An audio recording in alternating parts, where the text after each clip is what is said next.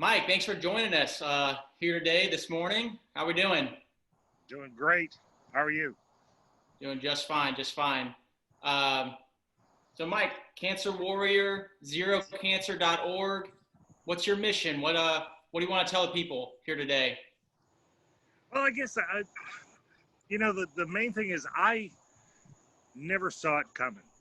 You hear about prostate health, and I drive a lot for my work, and I have the radio on, and there's all these supplements and everything else that they tell you for your prostate health and stuff. And I never gave it a second thought, and I never thought about prostate cancer.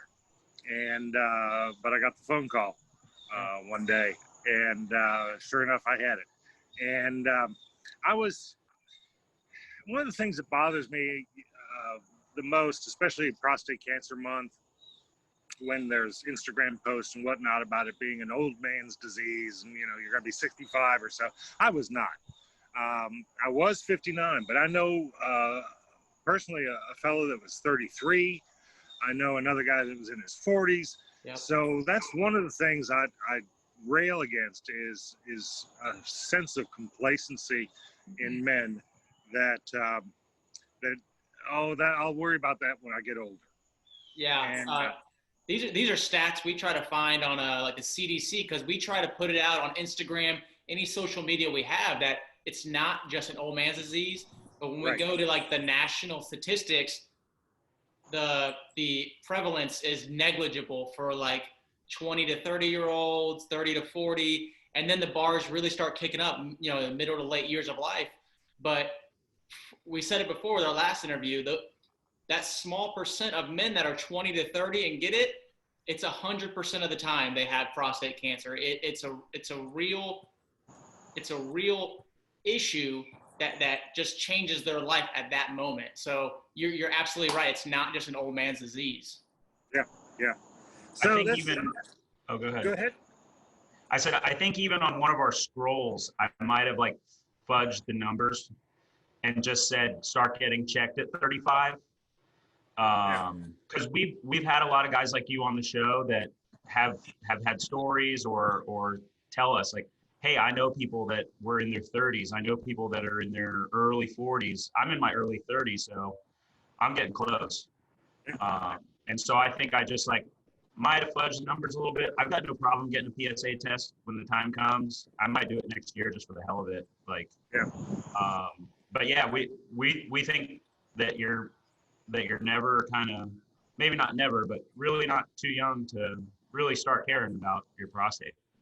Absolutely. Yeah. And another thing is most men think it's just the PSA, the digital rectal exam, the gloved finger. Yeah. And, they worry about that. And that's, it's no big deal if we're honest about it, but it's the PSA blood test that found mine, both my general practitioner and my urologist. So no, it feels fine. But the PSA was elevated. And so that led to the biopsy and eventually discovering that I did have early stages of cancer. So we were checking out your website earlier, and we know you have a little more different story as to why you were at the doctor's in the first place. Is that something you'd like to talk about? Whatever gets a man in the hospital, gets him in the clinic, getting checked up, it can be a blessing, but we know you had a little joint pain. You want to talk about that a little bit? Oh, sure. Yeah, it's crazy because I hadn't been to a doctor in probably about 15 years. Not any macho thing, not that I was concerned about, seeing a doctor or trying to be tough or anything like that, but I was never sick. About 2003, I was diagnosed with walking pneumonia because I was pretty sick. I went to a doctor, got diagnosed, got my antibiotics and whatnot. And after that, I wasn't sick again.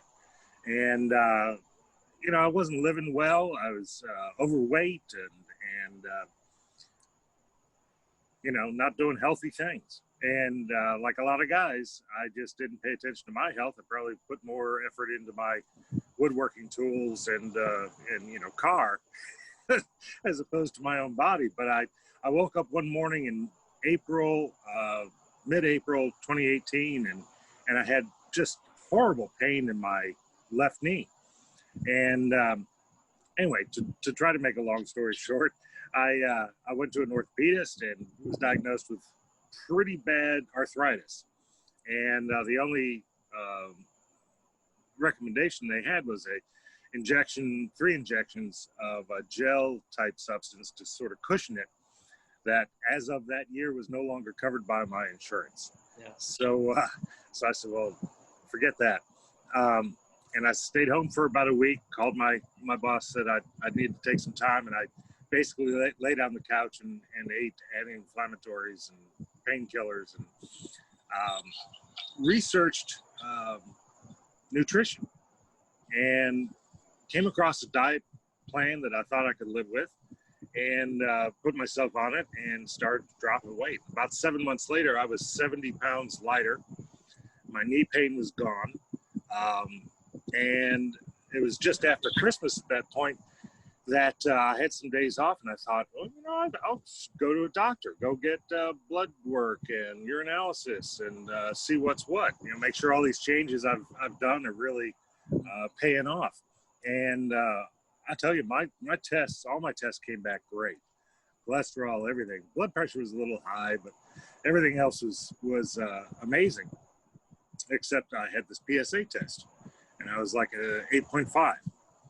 So I researched that and I found out, well, you shouldn't be over 10. Well, that must be okay then.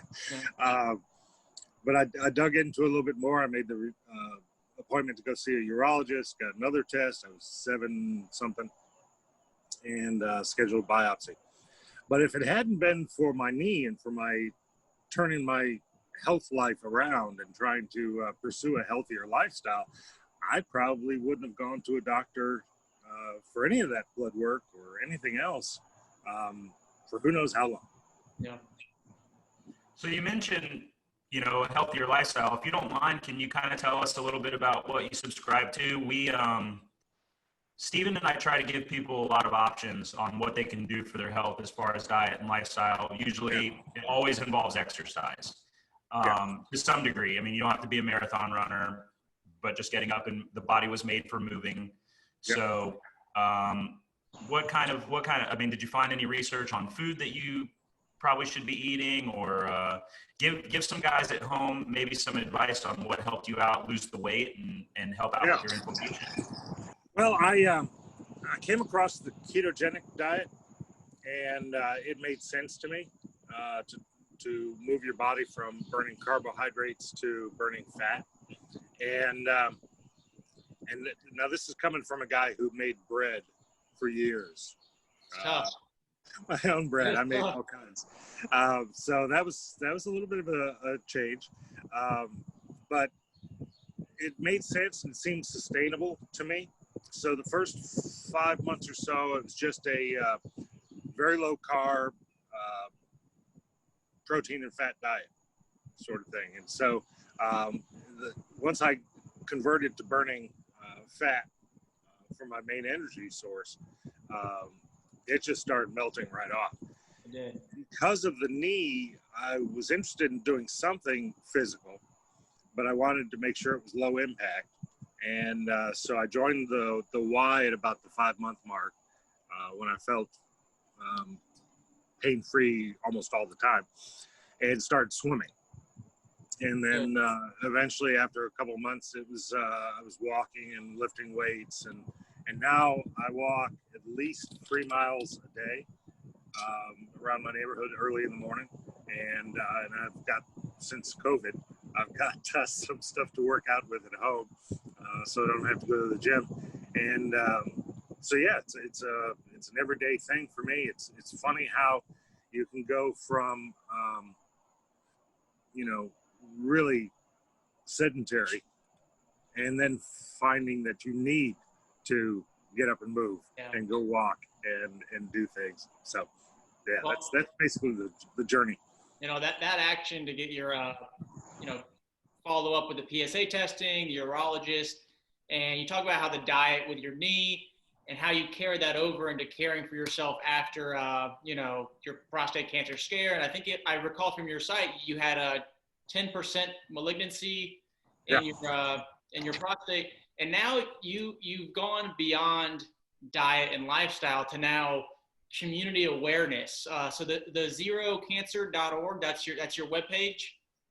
That is an organization I found during my searches once I was diagnosed, and they are they're an advocacy group, first of all, but they also provide support services. For example, with them, I'm a mentor. So when a man is newly diagnosed, if he's wanting to talk to another man who's been through it, they'll hook me up, and we'll talk by phone or start by email or whatever it happens to be, whatever he's comfortable with. That's an awesome thing. Yeah, there's not enough of that in the world. No, there's not. Because I was amazed, actually, because once I was diagnosed and before my surgery, I did a lot of searching online for groups. I just felt the need to be around men who had experienced it or were experiencing it or whatever. But I just felt a need to be around men. And I couldn't find any. The hospital is about 3 miles from my house, had a group, but they met like every, the third Tuesday of every month at 10 in the morning. Well, hell, I'm working, but it's fine for a bunch of old guys who are retired. But, where was the working age guy group? Yeah. So I couldn't find anything. And I was excited to run across Zero because they do offer so many support type services and fundraising efforts and that sort of thing. And then in February, I was able to go to DC and lobby Congress for continued funding for the prostate cancer research program, which is actually through the Department of Defense, which I think is pretty interesting. Yeah, that's cool. But so we maintained the funding at its previous year levels. So a little bit of an activist now. That's trying great, to raise awareness. That's awesome, though. It's really we've noticed in kind of, I think we started this in May of 2020, right? Kind of when COVID happened, they sent us home from school, so we school online. And Stephen and I were both like, we got to do something about this. I mean, what we had seen was just kind of alarming, and the lack of support and the lack of pretty much just advocacy, guys like you just being courageous. I mean, we just met you, on Instagram a couple of days ago, and you're more than willing to come on here and really tell your story. And we're just so happy that guys like you are willing to do that. And, we want to provide that platform. And we've had quite a few other guys like you that have experienced prostate cancer, going through it, that have reached out to us. And, I think that the more the merrier, and the more guys that can tell their story, it's just a beautiful thing. Because, I say this a lot, but I know women are all about it. I mean, I have friends that are girls that'll just be like, oh yeah, I got a mammogram or a pap smear today. I got something going on. And they just talk about it freely.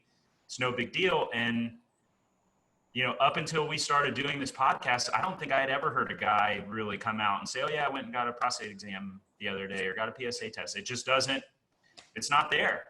Yeah, absolutely. And I'm guilty of that too. I mean, I never gave it a second thought, and it was nowhere on my radar. And I think that's true for most men.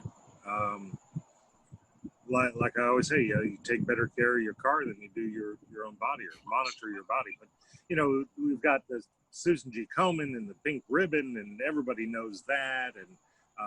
And I'm all in favor of boobs. They're wonderful things. But, when it comes to men's health, we just don't talk about it. Yeah.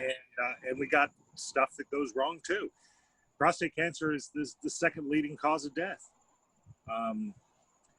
Depends on country, but basically around the world, it's the second leading cause of death, and it's the second most common cancer behind skin cancer.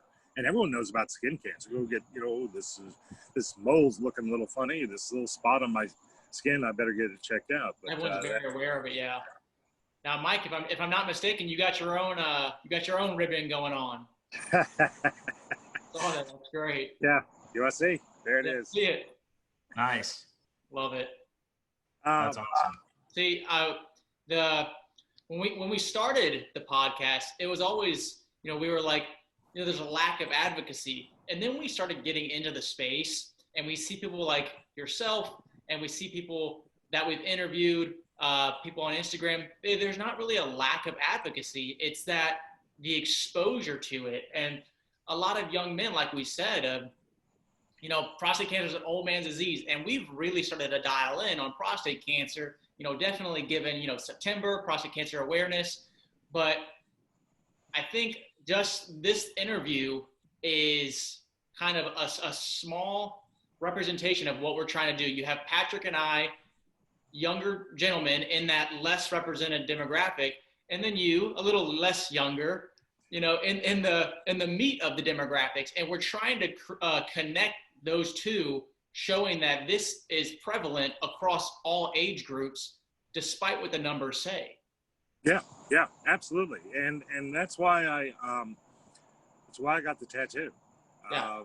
It was a couple of months after my surgery, and I was basically haunted by the idea, kind of plagued by the idea, that I wanted to grab hold of it. I wanted to say, yes, this is me. This is what I went through, and you need to be aware. And so I got the ribbon off the internet, and I took it to the tattoo parlor. And I told the artist at the time, I said, I want every handshake to be an opportunity. And it has been. Interestingly, with a lot of women who see it and ask, what's that? What's that ribbon? And but I've had countless conversations now, and bring up the risk to the African American community, which is much higher. It's about double the rate. Veterans have a higher instance of prostate cancer, and they don't know it.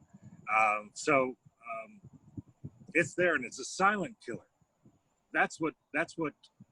You mean symptom-wise? Symptom-wise, yeah. That's another thing. You find in Prostate Cancer Awareness Month here in September, and people are posting, here are the symptoms of prostate cancer. Well, I had zero symptoms. I wasn't having urinary problems. I wasn't didn't have a weak stream. I didn't have blood. I didn't nothing. And like I said, both my general practitioner and my urologist on the digital rectal exam, didn't feel anything unusual. But it's the blood test that caught it in my case. And so, I caution people, don't get complacent that you're not an old man or that you don't have symptoms, because it's a silent killer. It can be growing in you with you being completely unaware for who knows how long. Yeah. And then I've met several men who had no symptoms until they had some bone aches in the pelvis or the rib or whatever, and that's it metastasized. So the whole time it's growing inside them, they had no symptoms, no way to know, but then it's too late. Then it's in their bones. And it's serious. Yeah. And then it's real serious. So you might as well get ahead of it. Early detection is the key. I'm a year and a half or whatever on from my surgery.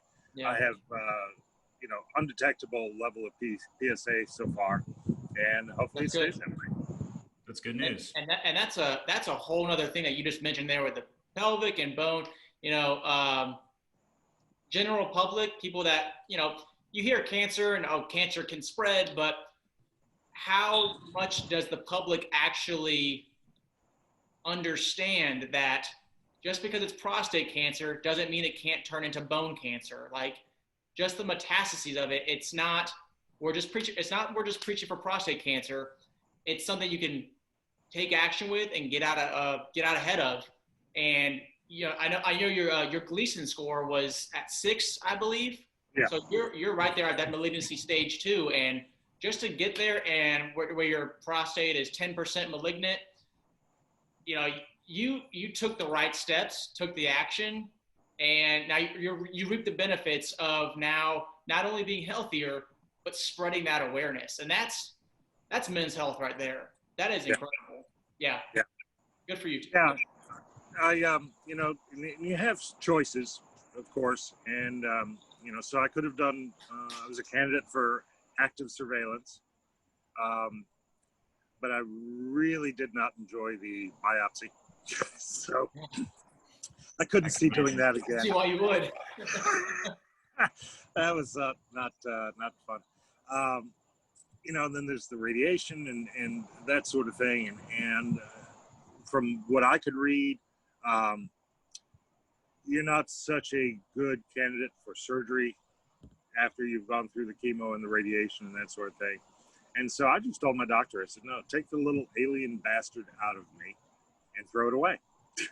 So that was my go-to position. And, you know, I've had some regrets. I've thought about it. You know, I could have done some other things, but no, I'm glad. As a matter of fact, somebody for September posted on Instagram, men, when was the last time your prostate was checked?